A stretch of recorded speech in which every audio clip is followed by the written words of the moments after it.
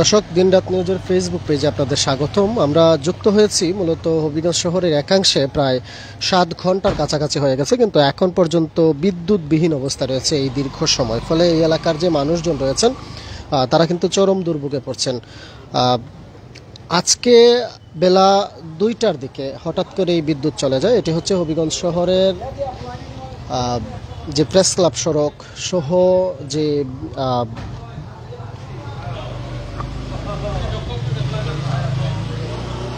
Press club সড়ক সহ যে জেলা প্রশাসক কার্যালয় কিংবা বেবি স্ট্যান্ড এলাকার যে ফিডারটি রয়েছে, এই ফিডারই মূলত হুট করে বেলা 2টার দিকে বিদ্যুৎ চলে যায় এবং এখন পর্যন্ত আসলে এখন প্রায় 8:30টার উপরে বেজে গিয়েছে, কিন্তু বিদ্যুৎ আসেনি। এই যে দীর্ঘ 7 ঘন্টারও বেশি সময় ধরে এই এলাকাটি বিদ্যুৎবিহীন অবস্থা রয়েছে। ফলে একদিকে যেমন আসলে তীব্র প্রচণ্ড গরম ছিল সারাদিন, একই সাথে বিদ্যুৎ না থাকার কারণে সাধারণ মানুষ যারা রয়েছেন তারা চরম দুর্ভোগে পড়েছেন, যারা বিদ্যুতের গ্রাহক রয়েছেন।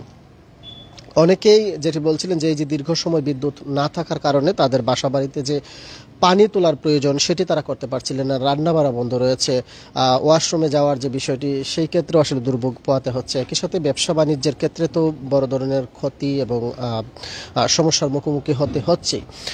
আমরা আসলে এই যে দীর্ঘ সময় প্রায় 7 ঘন্টার মতো বিদ্যুৎবিহীন রয়েছে এই অংশটি, বিষয়টি আসলে আমরা জানার জন্য অনেকবার বিদ্যুৎ অফিসের সাথে যোগাযোগ করেছি। সবশেষ বিদ্যুৎ অফিস থেকে আমাদেরকে সবশেষ কিছুক্ষণ আগে যে তথ্যটি জানিয়েছে যে এই হবিগঞ্জ বিদ্যুৎ উন্নয়ন বোর্ডের যে সংযোগ রয়েছে, সেই সংযোগের যে তার রয়েছে অর্থাৎ মেইন লাইনের যে তার রয়েছে, সেই তার পল্লী বিদ্যুতের কোনো লাইনের সঙ্গে সংযুক্ত হয়ে গিয়েছিল ভুলবশত। ফলে আসলে এই লাইনে বিদ্যুৎ চলে যায়, এই ফিডারের আসলে পুরোটা বন্ধ হয়ে যায়। তবে যখন থেকেই বন্ধ হয়ে গিয়েছিল এরপর থেকে বিদ্যুৎ বিভাগ মূলত সেটি কোথায় সমস্যা হয়েছে সেটির সন্ধান বা খোঁজখবর নেওয়ার চেষ্টা করেছে।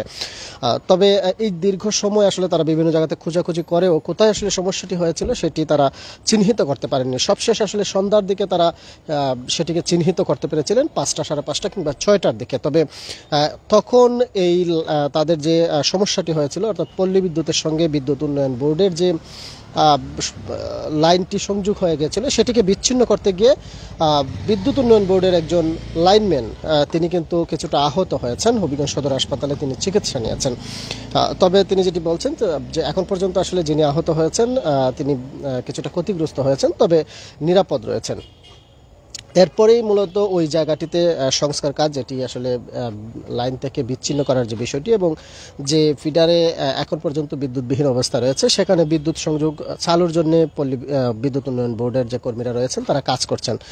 একই সাথে নির্বাহী প্রকৌশলী আমাদেরকে যেটি জানিয়েছেন যে দীর্ঘ সময় আসলে তারা খোঁজাখুঁজির পরেও যখন পাননি, যে কারণে এতটা সময় মানুষকে দুর্ভোগ পোহাতে হচ্ছে।